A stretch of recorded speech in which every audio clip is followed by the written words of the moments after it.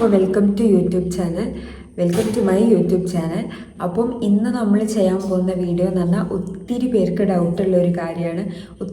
ഡൗട്ടുള്ളൊരു കാര്യമാണ് OEC and SC STക്ക് fee structure എങ്ങനെയാണ് പ്രൈവറ്റ് മെഡിക്കൽ കോളേജിൽ വരുന്നത്, ഫീ കൺസെഷൻസ് എന്തൊക്കെയാണ്, അതൊക്കെയാണ് എല്ലാവർക്കും ഉള്ള ഡൗട്ട്. അപ്പോൾ ഞാൻ ഇന്ന് വീഡിയോയിൽ ഇത് മൊത്തം ക്ലിയർ ചെയ്യാൻ പോവുകയാണ്.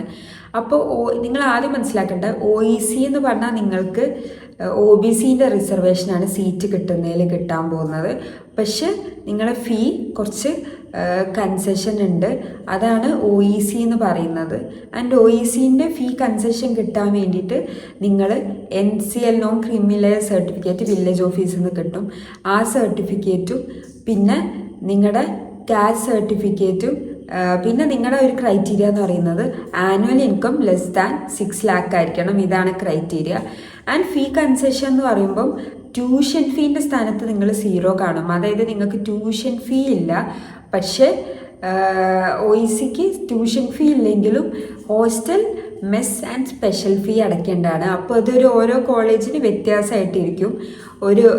നിങ്ങളിപ്പോൾ ഒരു വർഷം ഒരു 1.5 ഒക്കെ ലാക്ക് ആ ഒരു രീതിക്കാണ് ഉണ്ടാവുക. ഒരു 1.5 2 lakh.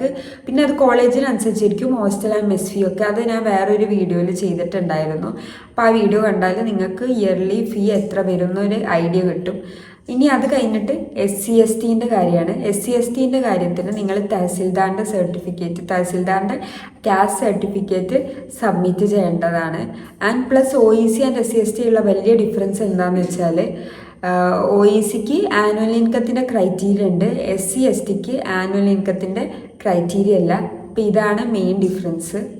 അപ്പോൾ ഇതാണ് ഫീ സ്ട്രക്ചർ പ്രൈവറ്റ് മെഡിക്കൽ കോളേജിൽ വരുന്നത്. ആൻഡ് ഈ വീഡിയോ നിങ്ങൾക്ക് ഹെൽപ്ഫുൾ ആയി തോന്നുന്നു. ഇനിയും നിങ്ങൾക്ക് ഇതിൻ്റെ കാര്യത്തിൽ ഡൗട്ട് ഉണ്ടെങ്കിൽ കമൻറ്റ് ചെയ്താൽ മതി. അപ്പോൾ ശരി, ഇന്നത്തെ വീഡിയോ ഇത്രയേ ഉള്ളൂ. ഇത് നിങ്ങൾക്ക് ഇഷ്ടപ്പെട്ടിട്ടെങ്കിൽ ലൈക്ക്, ഷെയർ ആൻഡ് സബ്സ്ക്രൈബ്. അപ്പോൾ ശരി, ടാറ്റാ.